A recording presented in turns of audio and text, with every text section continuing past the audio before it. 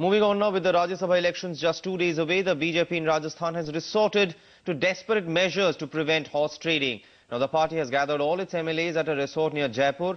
This after 4 of its MLAs became untraceable.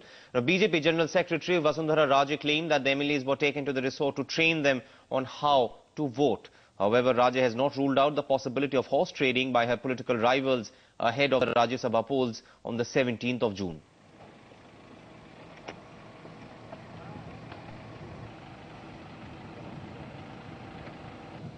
कई नए लोग हैं और नए लोगों को किस तरीके से वोट देना है, किस तरीके से वोट डालना पड़ता है, इन सब चीज़ों की मैंने आइडिया नहीं है। और इसीलिए हम लोगों ने ये सोचा कि एक दफ़ा साथ में बैठ के एक तो ओपिनियंस भी सुनना और दूसरा एक प्रशिक्षण देना लोगों को कि किस तरीके से किया जाएगा, वो आज और मैंने कल और परसों में होगा।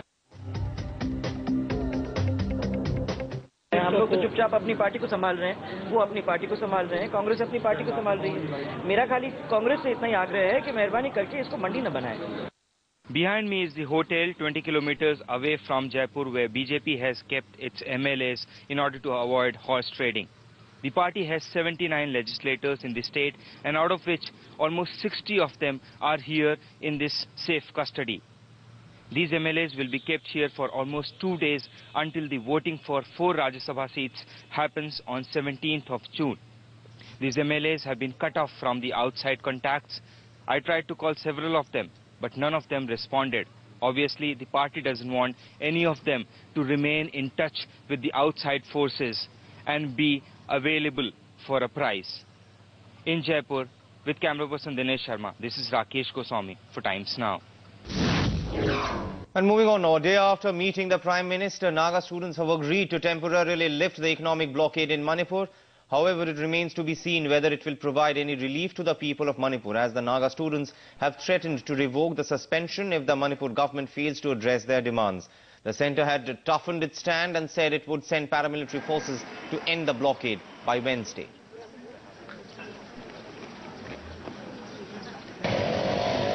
The economic blockade entered the 64th state today, but it is still not sure if it is going to spell any form of relief for the 25 lakh odd people here who have been struggling with the crumbling infrastructure.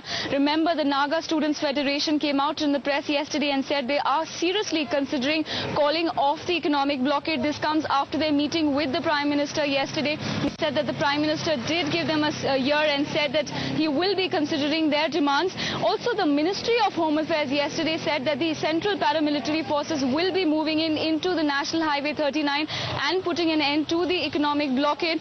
But we are still to see whether these two developments, how they pan out. And in the meantime, it has been a complete struggle for the people who are struggling with the crumbling infrastructure. If you can just see, there's a long queue of people who are queuing up to get their vehicles filled up at this petrol pump here. Remember, the price of petrol is 150 rupees per litre. And you can see almost 2 kilometer long line in which the people have queued up their vehicles overnight, both two-wheelers and the four-wheelers. We did speak to a couple of people and asked them if they were sure if they're going to get petrol.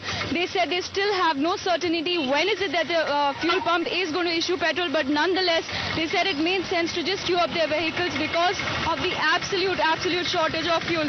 It's not just fuel, the other essential commodities, even the things to eat and even the medicines are very scarce here in Manipur, which is why the people have been struggling and they are completely helpless and are even pleading to the government to finally put some end to this 64-day-old economic blockade. With camera person Manoj in Imphal, this is Geetika Pokhriyal for Times Now.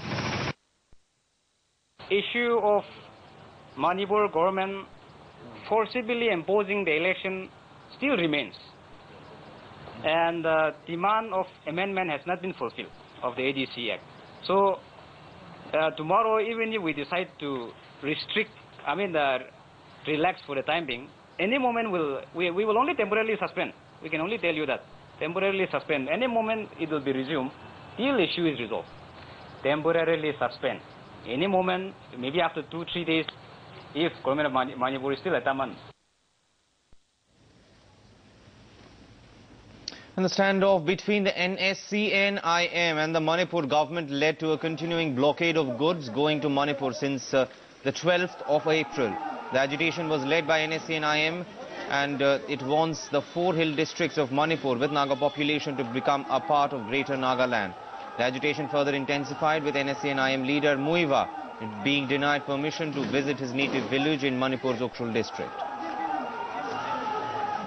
In whichever term you term it, you have blocked the road leading to the Imphal Valley because our voice was not heard and the representation which was submitted to the government of Manipur was not addressed in the right perspective. Therefore, that economic blockade was launched since 12th of April.